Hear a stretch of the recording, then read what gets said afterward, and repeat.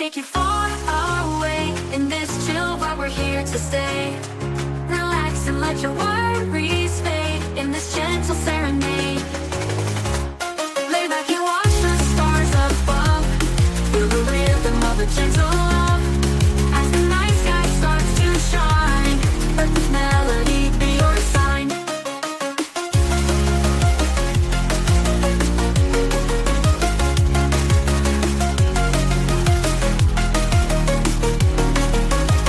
Lay back and watch the stars above. Feel the rhythm of a gentle love. As the night sky starts to shine, let this melody be your sign. Let the music take you far away. In this chill vibe, we're here to stay. Relax and let your worries fade in this gentle serenade. Let the music take you far away. In this chill vibe, we're here to stay. Relax and let your worries fade in this gentle serenade. Close your eyes and drift away. Let the music lead the way. Calm your mind, let go of all. In this peaceful, soothing call, let the music take you far away. In this chill vibe, we're here to stay. Relax and let your worries fade in this gentle serenade.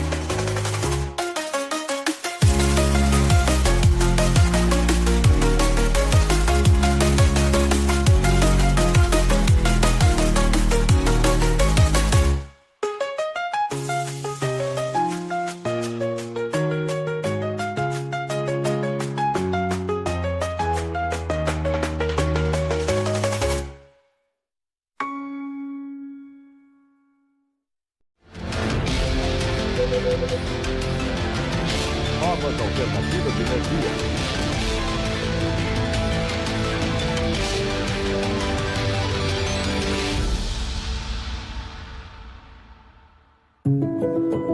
Você tem tempo? Um dia comum nos tempos atuais inclui dizer que não se tem tempo para praticamente nada. A pessoa já acorda com o celular na mão, isto quando não é despertada pelo seu relógio inteligente. Várias mensagens para responder, muitas postagens para se atualizar. São tantas janelas abertas que as pessoas se conectam mais por um aparelho do que por conversa olho no olho. Aliás, esse tipo de conversa é mais difícil de se manter. Ela é chata, já não se faz quase nada sem a internet. E esse aparelho aqui se torna onipresente. Informação demais, tempo de menos. Mas e há 50 anos? Como que era? Talvez você não se lembre, mas você pode perguntar para os seus pais, para os seus avós. A televisão e o jornal, eles eram uma grande fonte de informação. Mas não era instantâneo, não. Mais rápido mesmo era o rádio, que alguns davam por moribundo na década de 70. Uma leitura ali e aqui, revistas, muitas revistas, horários mais fixos e previsíveis. E no final do dia, TV com a família toda reunida. Parece até meio relaxante, né? Mas já pensou em como seria essa sua rotina há 100 anos? Não haveria eletricidade na sua casa, a luz do sol e o canto dos pássaros seriam um despertador natural para se informar que você podia ler o jornal, que nesse caso era trazido até a sua porta sempre no mesmo horário. Se o menino da bicicleta não se atrasasse com algumas atividades corriqueiras, como cuidar dos animais, a sua informação, o seu jornal estaria ali.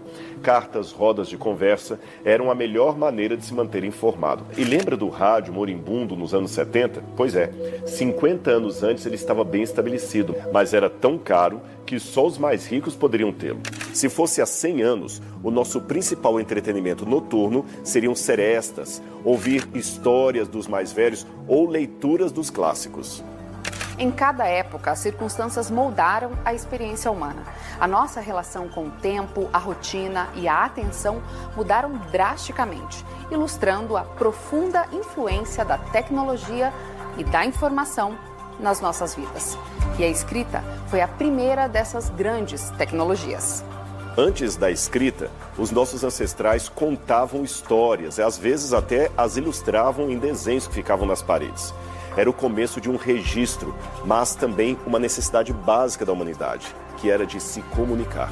Essas histórias, contadas em pedra, estabeleceram as bases para o que se tornaria uma jornada ininterrupta de descoberta e compartilhamento de conhecimento. Contar uma história, o storytelling, não é uma novidade de hoje. Então o homem sempre encontrou uma forma de contar suas histórias, de passar o seu conhecimento, de passar a sua cultura familiar de geração em geração. Então antes mesmo da escrita, da criação dos diferentes tipos de alfabetos que a gente tem hoje, já existiam desenhos, já existiam expressões artísticas e até quase que textuais para que o homem pudesse narrar a sua própria história, a história dos outros e também se comunicar. Histórias moldaram a nossa compreensão do mundo, transmitindo valores, tradições e conhecimento. Todos nós somos seduzidos, digamos assim, pelas narrativas. A escrita foi uma das maiores inovações da humanidade. Com ela, nós pudemos registrar e passar o conhecimento de uma forma que não se apagaria com o tempo. Mas nem todos achavam isso tão bom assim. Sócrates mesmo, o filósofo grego que tanto contribuiu para o pensamento ocidental, achava um erro o registro escrito e não deixou nada publicado. Os seus discípulos é que acabaram registrando as palavras do mestre depois. E eles nos contam que ele, Sócrates, via perigo nas palavras ficarem eternizadas e transmitidas sem o mais importante do autor, o tom de voz, a presença de quem diz, o contexto, o espírito do orador. Para ele, sem ter que lembrar das coisas, ficaríamos cada vez menos inteligentes. Quando a gente fala da evolução da escrita, a escrita ela teve um papel crucial para as civilizações, na verdade, e ali tanto para a forma de conhecimento quanto para a forma de registros, né, de informações, principalmente na parte de comércio e na parte de sistema administrativo. As histórias dos reis também. Antes da escrita, muito antes, quando se usava ali o termo pré-história, os povos eles tinham essa característica de pré-história porque eles não tinham registros escritos. Só que a escrita, ela não era algo para toda a sociedade. Ela era bem restrita, na verdade. Ela era restrita ali a sacerdotes, era restrita aos nobres, à aristocracia, os burocratas. Então ela ficava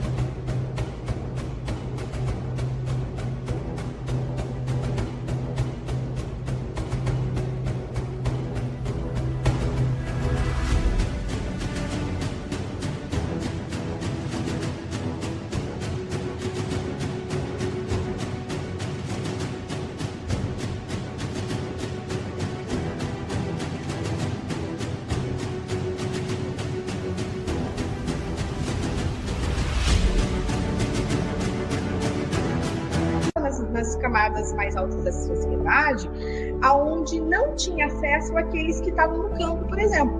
Então, os camponeses tinham pouquíssimo acesso a qualquer tipo de conhecimento. E o conhecimento deles acabava restrito aos conhecimentos religiosos. A escrita ela desempenha um papel central educacional, principalmente. Porque a partir do momento que você tem escrita, você proporciona uma estrutura de ensino e aprendizagem para influenciar toda uma sociedade dentro da educação, né? Então, as sociedades elas vão encarar a educação como algo benéfico. Então, a partir do primeiro momento, aquilo era elitizado. E daí, depois, ela começa a se divulgar. Quando a gente fala da escrita, ela também é muito importante e ela é essencial para as leis. Tinha um momento na história, enquanto as leis não eram escritas, em que elas eram apenas orais, que elas mudavam como se queria. As leis eram manipuláveis por serem orais. Então, é uma maneira de a escrita contribuir para a organização da sociedade. Com a prensa de tipos móveis de Gutenberg, os livros se tornaram mais acessíveis. O conhecimento não estava agora apenas limitado às elites. A prensa ela foi tão revolucionária exatamente por isso, pela capacidade de dar acesso a quem não tinha acesso. Você imagina, é a comparação que a gente pode fazer hoje com a popularização da internet, né? Vamos pensar aí a coisa de 20, 25 anos atrás, era inimaginável a gente tá aqui, por exemplo, né? A ideia do online, a ideia do EAD, a ideia do YouTube, dos podcasts que a gente vive hoje, o volume de informações, a capacidade de formação de pensamento, ou seja, olha que interessante, né? A prensa, ela vai possibilitar as pessoas a pensarem, desenvolver, sobretudo, uma coisa chamada espírito crítico. O acesso à informação vai gerar nas pessoas uma mudança de ethos cultural, muda a cultura, muda a cosmovisão, muda a forma de enxergar o mundo. E isso é extraordinário. Se não fosse a prensa móvel de Gutenberg, Fábio, a reforma protestante não seria nada mais do que uma desavença teológica muito pontual numa parte distante da Germânia.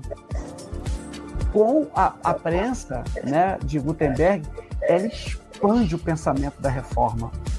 Ela é o que a gente chama de catalisar, né? Vai acelerar o processo.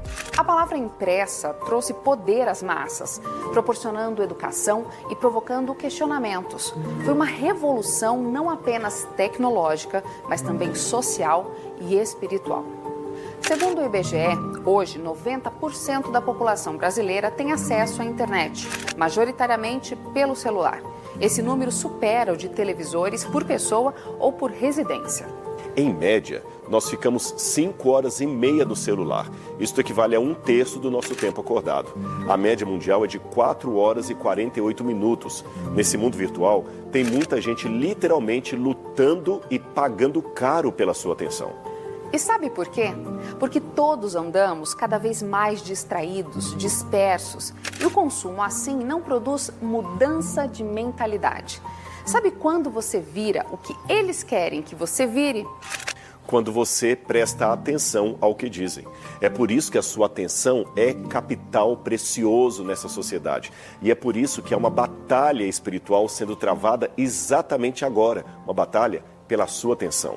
Existe uma rede ligada e focada em conquistar você.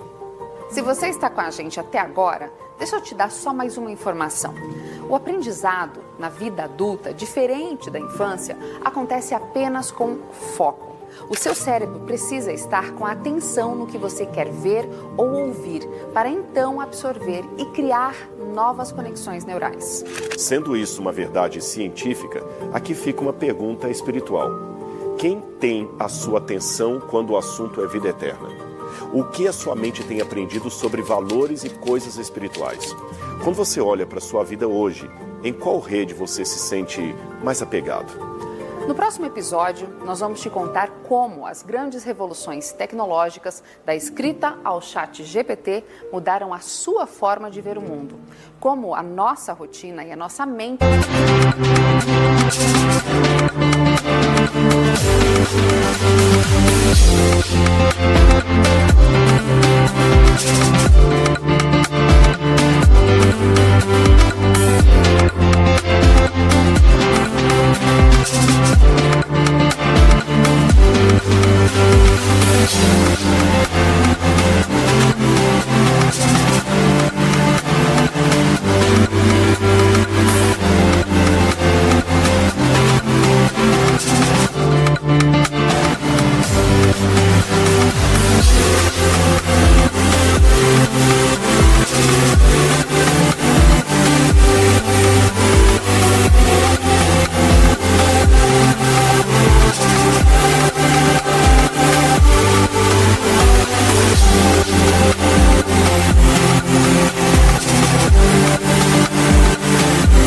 foram modificadas para sempre. Você vai entender como a sua atenção foi e está sendo roubada.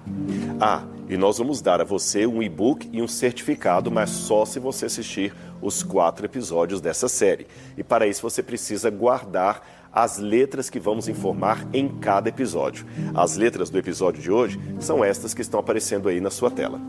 É isso aí, pessoal. A gente se vê no próximo encontro.